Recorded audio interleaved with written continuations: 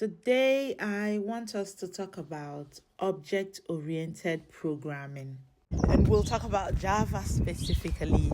But first, I want to ease your mind to say that when you hear about object-oriented programming, just think about classes and objects. That's it.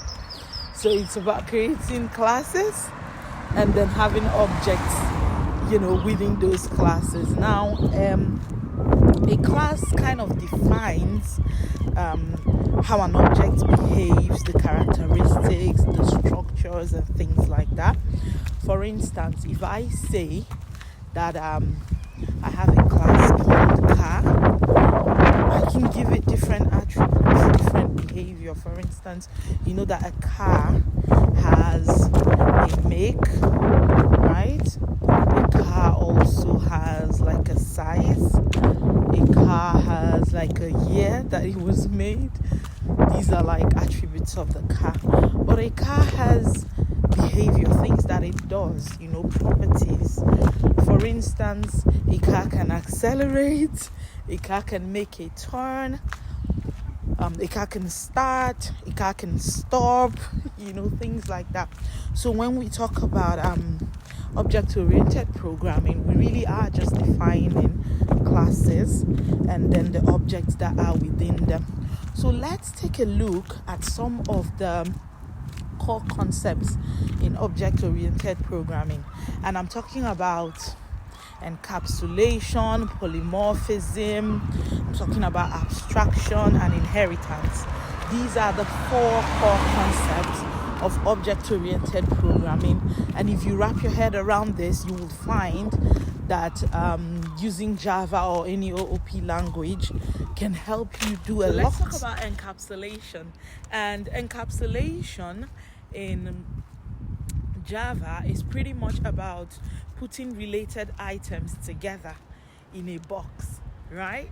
So when you're encapsulating, you're declaring a class that is private, and you're kind of defining a public setter and getter methods for anyone to access them. So you're doing that because you don't want any modification to the data.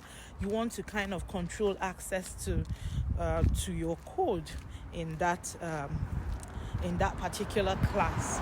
So, but you have public and setter methods that others can use to interact with it, right? So with encapsulation, what we want to do is to put things that are together, things that are very much alike, into a box, like a class, and then make that class private, right? What we're really trying to achieve with encapsulation is to prevent unintended modification and kind of to control access to our code. So what we do in this instance is that we declare a public setter and getter methods, and this is the only way that other classes can access or modify that code. And this keeps your code really robust. It makes it easy to manage and keeps things where they should be, nice and tidy. Yeah. Then we talk about inheritance. When we talk about inheritance, we really are talking about the process where we allow a new class to inherit properties from an existing class. In this instance, the new class will be called a subclass or the child class, and the existing class it inherits from will be called the parent class or the superclass, and we use the extends keyword to implement this in Java.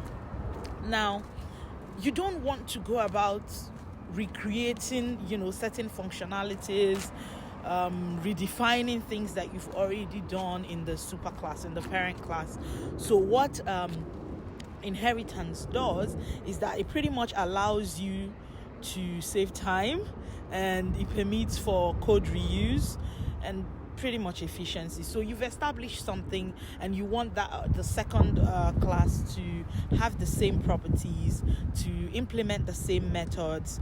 That is when you need to use inheritance. By inheriting from an existing superclass, the subclass is able to implement its existing methods and also the properties of that class.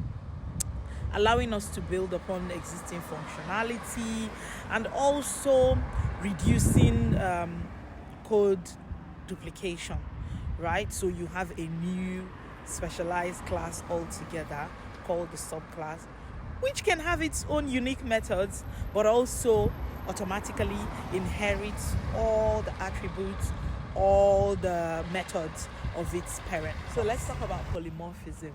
So polymorphism is derived from Greek. It simply means many forms. I know it's a big word, but it's one of the important concepts in object-oriented programming. As we use polymorphism in Java, it's the ability to allow an object to have many forms, many attributes, to take multiple forms. I'll give you a simple example. You can say that is a woman, right? And at the same time, that woman can be a mother, she can be a wife, she can be an employer, she can be a marathon runner, she can be many things. So this ability to allow a class to be one thing and still be another thing is what polymorphism is all about. Now, remember when we talked about inheritance, how a class can inherit characters and attributes, methods from its parent class? In polymorphism, you can override some of the attributes that a class has inherited from its parent class. So you can put things together who have like a common parent, a common relationship, but then you override some of those attributes and redefine them to suit what you want that class to be in that instance. But it's something that if you approach from a place of what it can do for you and how you can manipulate it, is something I believe you find very useful in object-oriented code. So polymorphism allows for code readability and maintainability. It pretty much helps us to write code that can adapt to changing requirements as the need arises. When it comes to abstraction in object-oriented programming in Java, we're talking about hiding the complex implementation details of a class and only exposing the essential functions to the rest of the world. So it's kind of like, I don't want to know how this class does what it does. I just want to know what it does and to be able to recreate it in my own class. Okay, and we achieve abstraction using abstract classes and interfaces. Abstract classes can have abstract methods which their subclasses must implement, and interfaces kind of define a contract that all classes must follow within the abstract class. By helping us shift the focus from how an object does what it does to just what can this object do, abstraction encourages code reusability and reduces dependencies between classes.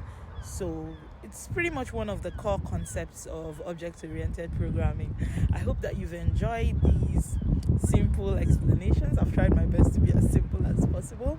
I'll see you in the next video, and hopefully we can explore, ways we can use polymorphism, inheritance, abstraction, and encapsulation to create classes and to build really, really beautiful models. If you like my content, like and subscribe to Olivia's Tech Hub for more.